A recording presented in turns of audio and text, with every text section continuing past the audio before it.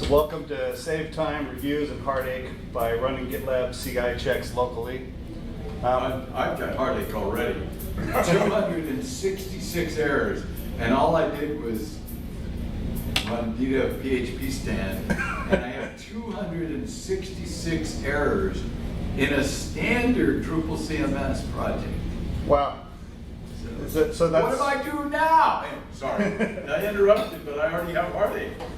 It shouldn't be scanning the custom code, so I may have a bug.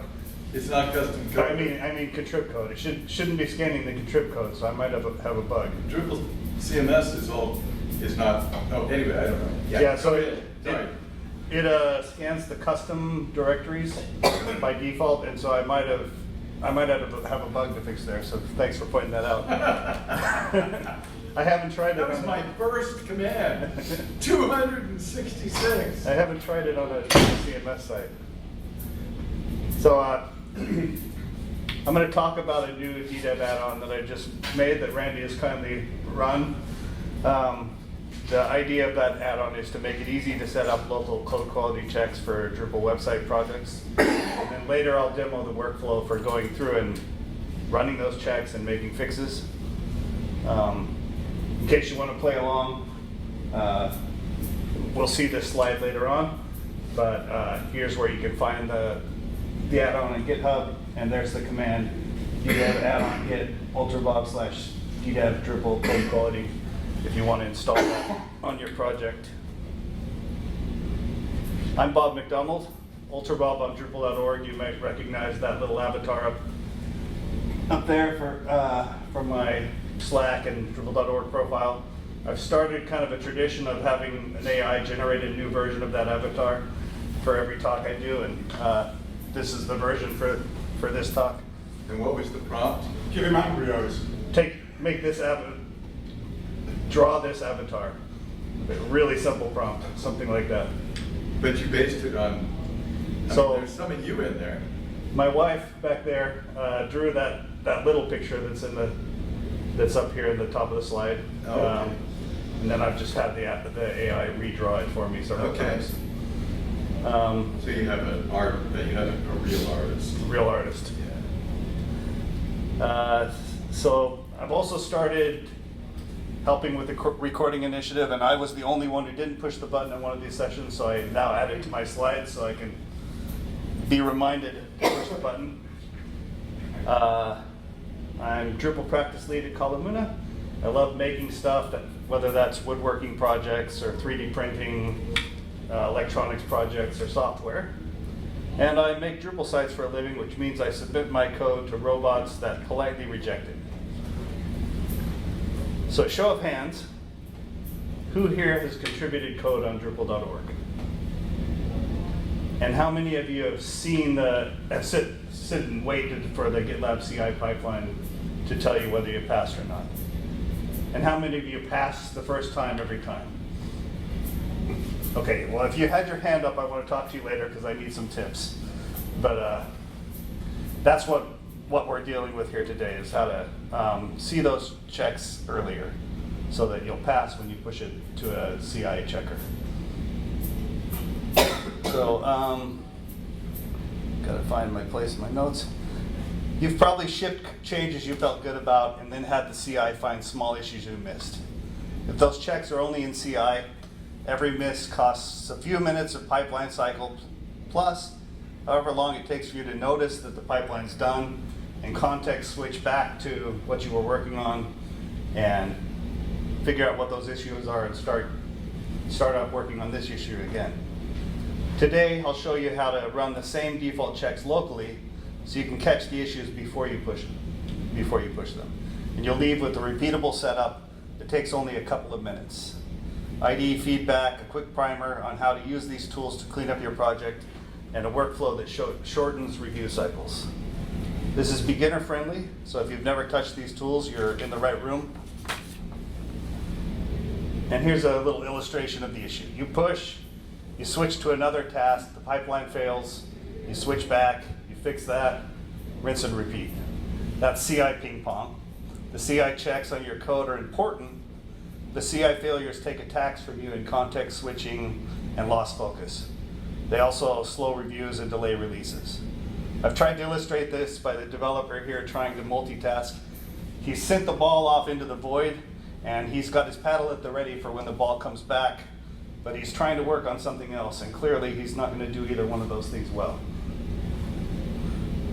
The solution to CI ping pong is not to hit the ball more carefully. It's to get the ball to come back quickly so you can get a good rally going. The answer is getting the feedback immediately in your editor and terminal, where fixes cost seconds, and you can fix the issues while you're still in the right context. We're not inventing a new rule book here. We're using Drupal.org GitLabCI template defaults locally out of the box. ESLint, Stylelint, PHPCS, PHPStan, all the tools that GitLabCI template runs by default. Easy, right? I thought so too when I submitted the session.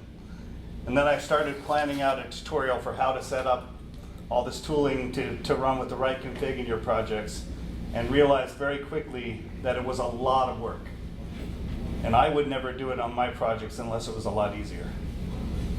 The real value to me was to get my team to run the tools too, and so if I had to give them a really complex set of steps that they had to do to get it working on their project, they would never do it. And that sent me down the 2-month-long process of building a DDev add-on to make it easy to get the tooling set up on your project and make sure everyone on your team will have these tools available to them with a minimum of effort. The DDev add-on installs config files, adds IDE-friendly shims, and keeps command behavior aligned with Drupal.org expectations by default. Of course, you can change the configs to make it do what you want it to do. But we start with parity. If the local checks lined up with what GitLabCI does by default, you won't have any surprises. So let's do a brief primer on the tooling, just in case you're not familiar with it. PHPCS checks PHP coding standards, and we have it configured to do all the checks for Drupal coding standards and Drupal coding best practices. PHPStan does static analysis for PHP, analyzing code to find bugs and logical issues. ESLint checks JavaScript correctness and style. And Prettier enforces consistent formatting for JavaScript, YAML, CSS, and Sass. Stylelint checks CSS and related style sheets. And CSpell catches spelling mistakes in comments, strings, and identifiers. There's no deep knowledge needed of any of this today. We'll just run simple commands and read output. So why a DDev add-on? I touched on it a little bit earlier, but DDev keeps the environment consistent, and then the add-on makes the code quality tooling setup repeatable across all your projects and across your team. I really wanted a way to set this up and then have my team be able to use it. And that was the kind of inspiration for all of this. So now we're going to dive into installing the add-on to this Runway Ops website. I've made some mistakes in advance, so the code quality tools will have something to look at. Fortunately, I don't have the 266 issues that Randy's got. Okay, so over to the IDE. I've got the terminal set up here on the bottom right. I've got the problems tab on the bottom left, and just the editor window up here. So I'm just gonna. The project that you're working on, is it public that we could try it out? It is just a Drupal stock Drupal 11 setup with a few modules full of mistakes that the checkers can catch. Okay. Specific. Okay, but is it available? Like, can I check it out? It's not, but I can make it available. Okay. You don't have to do it right now. I wanted to see less errors because that was too many for me. Do not have it ready at hand. That's okay. Yeah. So I'll just run DDev add-on get ultrabob / DDev - Drupal - code - quality. And so then the default add-on installer runs and puts everything in place. And then Randy has pointed out to me that there should be a little bit more to tell you what's going to happen if you select the recommended settings or not. I'm going to select no here and then show you all of the things that the recommended settings do. I think the yes could be the default if you say what it means. That's a good call. Yeah, thanks. So in phase 1, it checks to see if you have the tools that you need for running the PHP checkers. And those come with Drupal core dev. And so if you don't have it, it offers to install Drupal core dev for you. So I'll just say yes to that. And hopefully the Wi-Fi will. This SPI dependency, I think it's a dependency of Gander. There's no reason why you need to trust this one. In fact, the recommended installer just says no to this in advance. But yeah, there's no reason why you need to trust this SPI dependency unless you use it for something.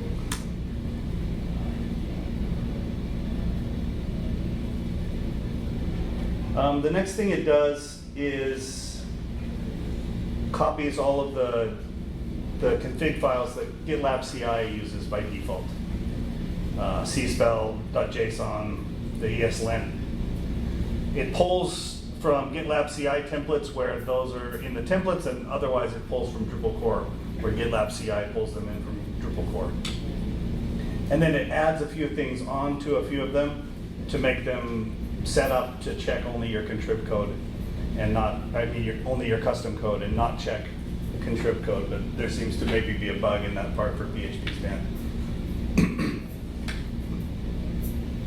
And then it asks you which level you want to run PHPStan at. And the reason I prompt that here is because PHPStan in GitLabCI runs at level 0, which is very conservative. Even Drupal core runs at level 1.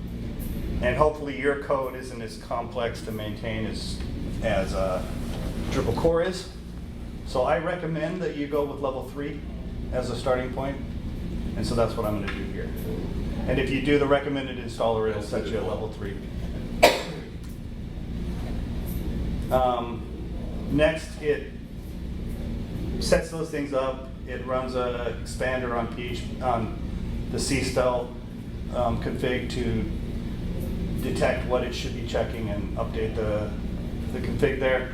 And then it checks to see if you have all of these tools, ESLint, Prettier, Stylelint, I think CSPEL's in there too, that are running on Node. And it also checks to see if you're running Yarn as your dependency manager like core does, or if you have NPM in place. I don't support other package managers right now, but if you don't have anything, it defaults to using Node, to doing an NPM install. And whichever one you have out of Yarn and NPM, it'll use that. And the default here is to install them, and that's what I'll do. That copies the dependencies out of Drupal core. So I think at this point there are a few extra dependencies that we probably don't need that are for building, but I haven't had the time to try and strip it down to just what you need. I've got a quick question. So does that composer require into dev? Is that what that's doing? No, it's somewhere in dev. It's actually putting them in your project. It's putting it in your project, but it's doing it through package JSON and package JSON log, or package log. Okay. And yes, the one core dev is doing it in your composer.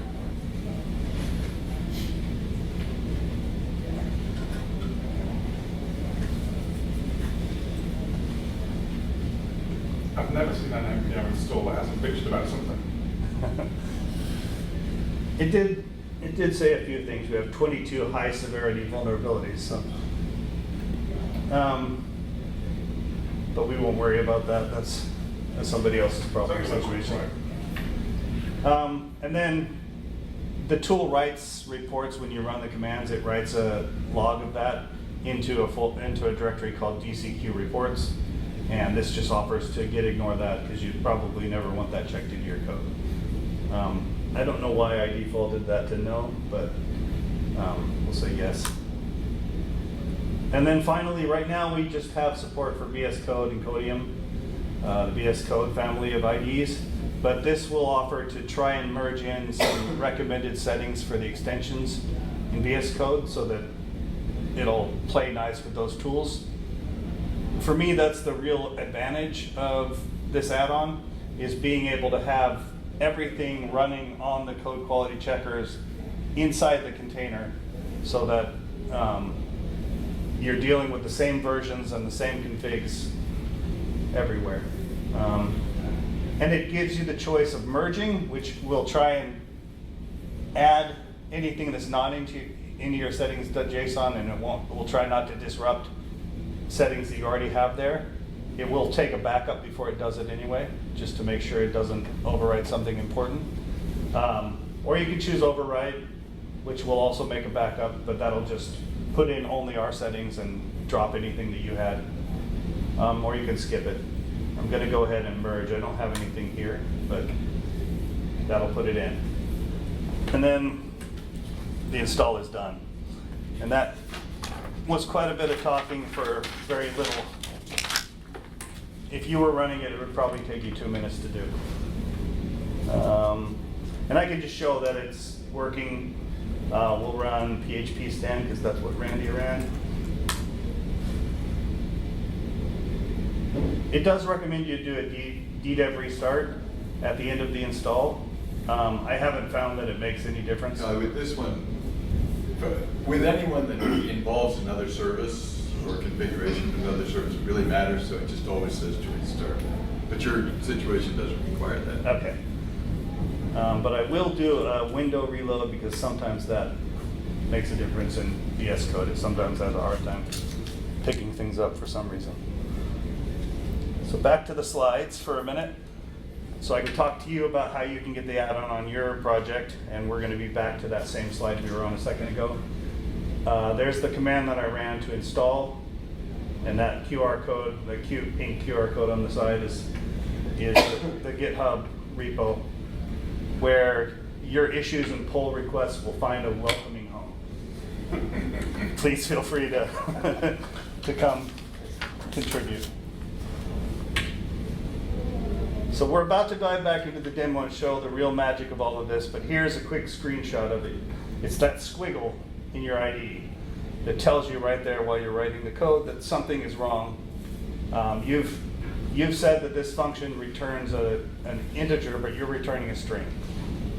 You can catch that kind of thing and save you from making those kind of mistakes. You can also see here in the Problems tab at the bottom that it's giving you that same kind of report telling you all the issues in your file. Or if you don't have it filtered down to just the active file like I do, it'll tell you about everything in your project. A little bit of how the magic happens. We have shims that are little local entry points for your IDE, and they just serve the purpose of acting like the binary that your IDE extension expects to run to call that code quality tool, and then it sends it off to the ddev command. The ddev command is a wrapper that the real magical part of what it does is it translates host paths to container paths and then passes that on to the tool in the container. And then when the tooling returns, it translates those paths back to host paths so that when you're on the host, you get results that are relevant to what you're looking at. Inside the container, it's at var/www/html, and on your host, it's going to be user/your name if you're on a Mac / whatever project you have, wherever you happen to have it, and so on. So it does that translation. And I think you can do that easier. We'll talk about it later. Okay, thanks. The configs again come from Drupal core and GitLabCI template defaults, and again you have control over those, so you can edit them as you need. So now I'd like to demo how to use those tools to detect and fix some issues on the project. We can start out by running the full suite. So we'll just run ddev checks, and that's going to output a whole bunch of output, which will be hard to read all in your terminal. but it gives you a handy summary at the end. How many checks failed and which ones found issues. And then the other thing is that it writes a log of all of that into the DCQ reports folder. So we can look and see that composer validates not finding any problems. Everything else is finding an issue or two.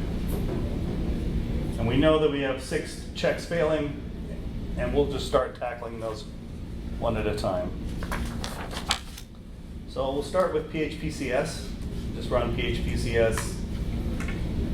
Oops. Forgot how to use the tool. PHPCS. And PHPCS is reporting issues in a few files. Here's one discrepancy that I found with the IDE. I can't get PHPCS, the extension that I'm using, to check info files. The extension is hard-coded to only check PHP files. And this PHPCS is finding an issue in the info.yaml file of a theme. And so when we get to that point, we won't see that in the squiggles on the screen because the extension has a limitation. I'm looking for a solution for that, but haven't found it yet. So anyway, it's finding issues. I need to rearrange things so we can read this a little bit.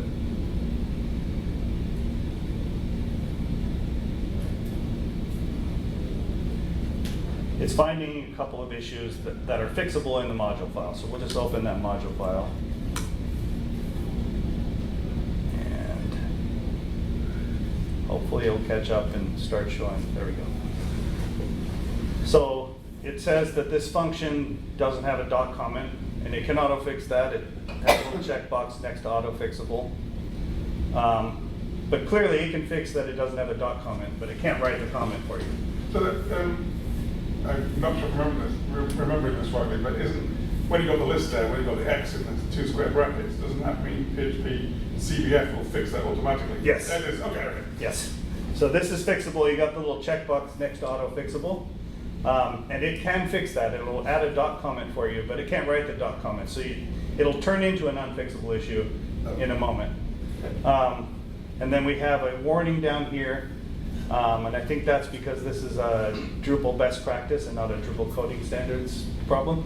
But it recommends to write to-dos in a different format. That's also auto-fixable. You can see, like Lee pointed out, these little X's down in the output. So the fixer for PHPCS is PHP Code Beautifier, PHPCBF. So we'll run that next. PHPCBF.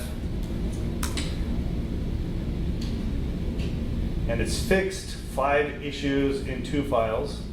And so if we run PHPCS again, the output is quite a bit shorter, but we have a new issue in the module file. And we can see up here, it added a dot comment, but that dot comment's empty. So now the dot comment needs some content. And it also found, that's the other thing I was pointing out, that the info.yaml file for the theme doesn't have a description. So we'll just write a meaningless dot comment here, save that, and now all the PHPCS issues are addressed here, but you'll notice there's another one that's coming from PHPStan, and we'll get to that in a little while. So now I'm going to open up that info file and just fix the issue there. It's missing a description element, so if we just add a description,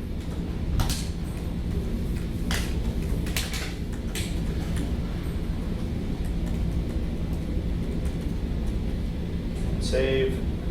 Now if we run PHPCS again, we should have a clean bill of health. And you remember we had 6 problems before on our full checker. If we run DDEV checks again, we're down to 5 checks that found issues. So next we'll run into PHPStan, and I'll show Randy how we should deal with 166 issues, and you don't want to fix them all right now before you check in. So I just need to remember to add DDEV on the beginning of these things. we run DDEV-PHPStan. It found 7 errors in 4 files. Since we already have the module file open, actually I want to do it in one. But I want to demo, I should refer back to my notes because I have a procedure planned out for this. So when you get PHPStan, you're going to get a lot of errors if you haven't been running PHPStan's checks on it before. And you don't want to fix them all at the same time. So the first thing I want to do is look at the config file that we have set up for PHPStan. It's a neon file. And if you scroll down to the bottom of that file, we've tacked on some guidance that you can generate a baseline by running DDEV-PHPStan generate baseline. And what that's going to do is tell PHPStan, these are all the issues that I have already. I want you to watch out for new things, but don't tell me about the issues that already existed. I'll fix those later. I'm familiar with the PHPStan.neon. Is that I'm not sure what the format is, and I think there's several formats that are accepted, but this is the one this is basically what Drupal core uses with a few additions on it to make sure that we're checking custom fields. It looks similar to YAML. Okay. Is it just instead of the PHPStan.xml, it's a new format for the same thing? Yes. Okay. Yeah. So we'll run DDEV-PHPStan generate baseline. And if you watch this neon file, it's going to add and include on the end. That's something that the wrapper is set up to do. So now it includes this PHPStan baseline file. So if I run the PHPStan checker again, it's going to tell me I have no errors because it's been set up to ignore them all. You watch Stylelint do that every time. Like, 0 errors, let's move on. So if we look in the baseline file, we can see that it's set up to ignore those 7 errors that we had. But that also means that we're ignoring things, we're not told about them, and that's not something that you want to keep going. So you want to slowly start working on these errors one by one. One thing I recommend you consider doing is going up here to where it says report unmatched ignored errors and set that to true. But before we do that, I just want to open up a issue that I know has PHPStan errors. I don't know why it's still showing them to me because I did not do what I was supposed to do here. But I'm going to comment out this generate baseline include so that I can see the errors. And one of them is that I'm returning, and it's one I showed you earlier, that I'm returning a string when I'm expected to return an integer. So I'll just fix that. This is a very useful function that takes an input of an integer and returns the same integer to you. But fixing that, the squiggle has gone away.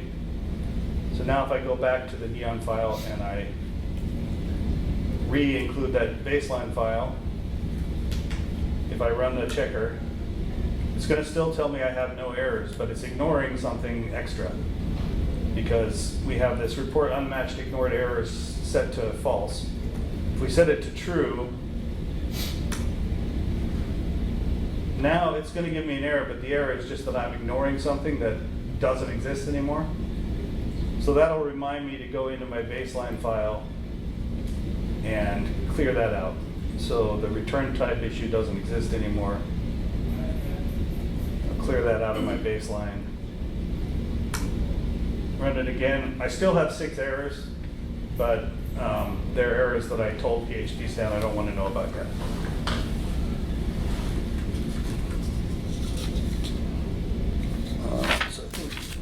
If we run DDEV checks again, we'll have a clean bill of health because we've told PHPStan we don't want to hear about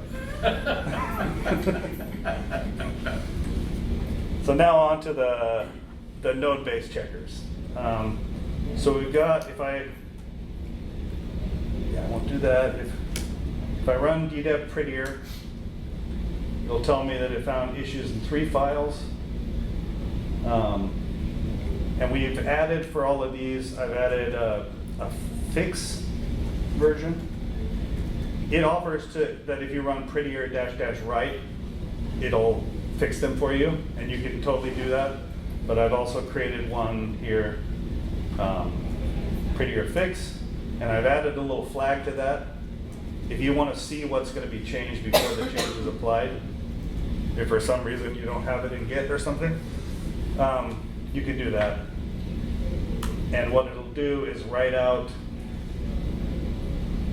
a patch file into that DCQ reports folder. You can open that up, you can check what it's going to fix, and then it asks you whether you want to apply the patch or not. So I'll just say yes. And now all matched files use prettier code style.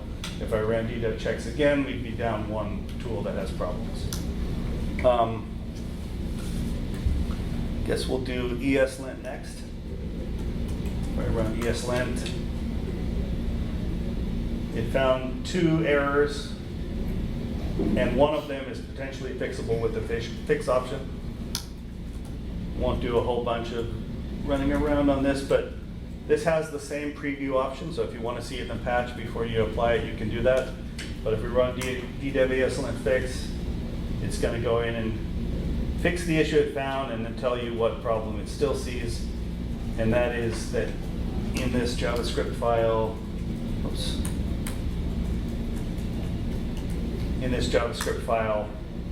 it wants more strict equality here. So I'll make it a triple equals. If we run ESLint, oops. I don't know why it won't. If we run DDEV ESLint again, we're not going to see any issues. Now if we run the checks again, it's going to get faster because it's not failing everything. We're down to two checks that have issues. So we'll do Stylelint next. So it's running most of the things that the test pipeline would run on Drupal.org. Yeah, It's just not tests. It's not running tests. it's not running tests, but I have a check that I want to add on. In fact, I had it and then I realized it wasn't working, so I pulled it back out. But I want to have a checks full option that will detect unit tests and night watch tests and all that stuff and run that too. Well, that would be really good. If somebody was struggling with that, and it looked like maybe that in Slack, actually somebody in Slack, maybe you can help him, he was struggling. It looked like he probably rolled his own and didn't exactly know why. I didn't understand what he was up against, but I think that would be really useful, a standardized way to do that, like DDEV Contrib has, but excellent, yeah. That's in the works. So was that in the DDEV channel? Yeah, in Okay. Slack, in Drupal Okay. Slack in the DDEV channel. All right. Yeah, if you follow up with him, maybe you can get him over the hump. I think he was just not really knowing what he was doing probably, but neither do any of us, right? I certainly don't. You mentioned DDEV Contrib. This seems like it should be something that ought to be in DDEV Contrib. Like, Well, DDEV Drupal Contrib is an add-on that is explicitly for a module. right. And I'll actually cover that in a slide, a few slides from now. So get through this. We run the Stylelint fix. It can fix the one issue that it can fix, and the issue that it can't fix is conveniently named unfixable.css. So and yeah, 12 is not a color, but 129 is a nice blue color. So we'll fix that, and now Stylelint doesn't have any issues. The only one that's left that's still reporting issues is cspell, so let's have a look at that. Cspell checks the spelling in your project, and it's finding one in the DDEV settings file, but male pit is a legit word. We want that. And then it's found that I fat fingered my README. So I'll open that, and I've spelled this modloose, and that's not what we want. So make sure that spelling is spelled correctly. And so now if we run the checker again, it's going to find just the one issue. And it's just finding that the settings.ddev.php has mailpit in it. That's something we don't want the spell checker to flag us on. So the command for that is cspellSuggest. And if you run that, it'll actually write a preview over here. Maybe I should make this a fix command as well, but it'll write a file over in the DCQ reports to show you what your project ignore file is going to look like after you apply this. And it's just added the word mailpit into the list of words that are acceptable for this project. And so if I say yes to that, we can see that our cspell-project-words.txt file has mailpit in it. And now if I run cspell, it's not going to flag that mailpit is a spelling error, so there's no issues found. If I run edev checks, we should have a clean bill of health here. And if your GitLab, or if your CI is set up to run the checks with the same standards as you're running here, you can be confident that your tests are going to pass when you get it to CI, that your code quality checks anyway will pass. The big benefit for me with GitLabCI is Stylelint. Stylelint would say this rule should be above this rule. And I'd move it up and it would say that rule should be above the rule above it. And it was just so many times going back and forth to get it running right, and I didn't know how to set up Stylelint locally, and I probably wasted hours just going back and forth to try and get the declarations in my CSS in the order that Stylelint thinks they should be in. So just that alone made most of this effort worthwhile for me. Let me see. I could show you breaking the composer.json and fixing that, but I don't think that's a really good use of time. So we'll go back over to the slides. And this is where we'll talk about DDEV Drupal contrib. So I'll talk about that first. Which add-on should you choose if you're looking for code quality? If you're working in contrib, where you've just got one directory that holds all your code because you're doing a contrib module or a theme, you want the DDEV Drupal contrib add-on. That scaffolds Drupal and everything into another folder that's outside of your repo and sets it up to run the checks for you just on your project. DDEV Drupal code quality is for full Drupal website projects. So if you've got your whole website in your repo, you probably want DDEV Drupal code quality unless there's a better add-on that I don't know about yet. And then on the left here, I've got a few troubleshooting steps if you're running into issues.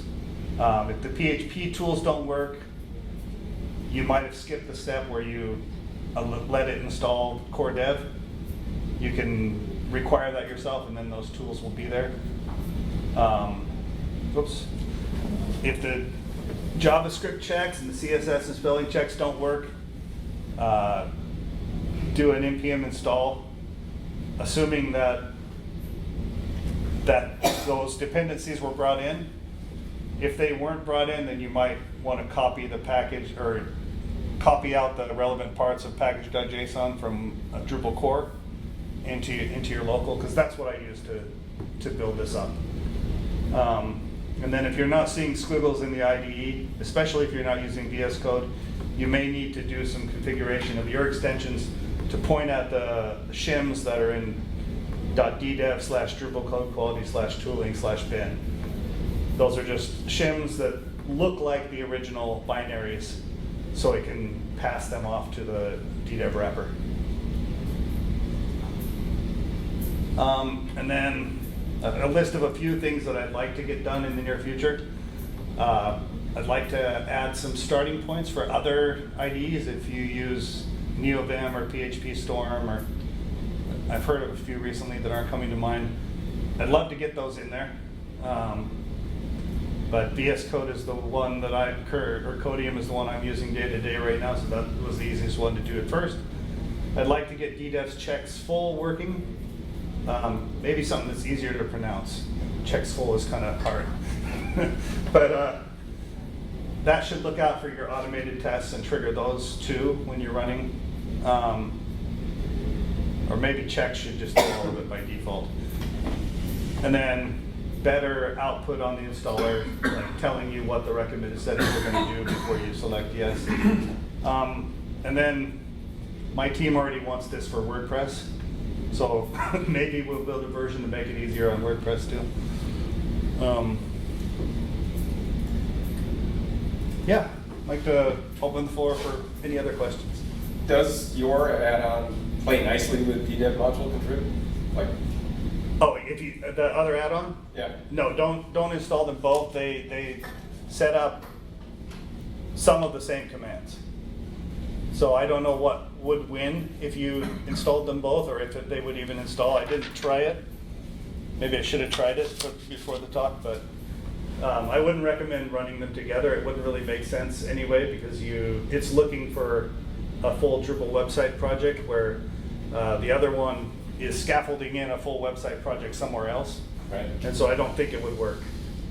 And if you installed my add-on after that add-on, it might make it so that your commands are looking in the wrong place for all those binaries. Anything else? In your examples, it was looking at your custom directory, Yes. but you said this is for contrib modules, so like, No, the other one is for contrib modules. So if you're working on just a contrib module, let me go back to that slide.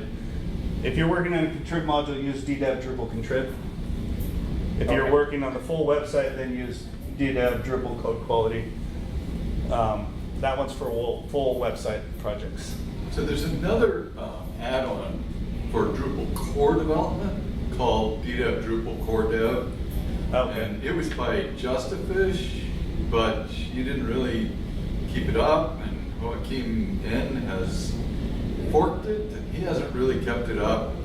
But maybe you should take over that space, because it's, you know, like, it's for running the tests, it's aimed at core development, but that's like the third related Okay. one, but it just hasn't been cared for. None of them have gotten the care that they need to make them work, but it's in the, like, in your space, man.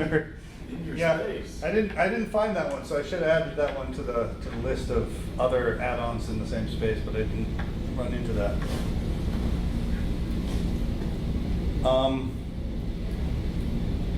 Any other questions or ideas or concerns? If not, thank you so much for your time.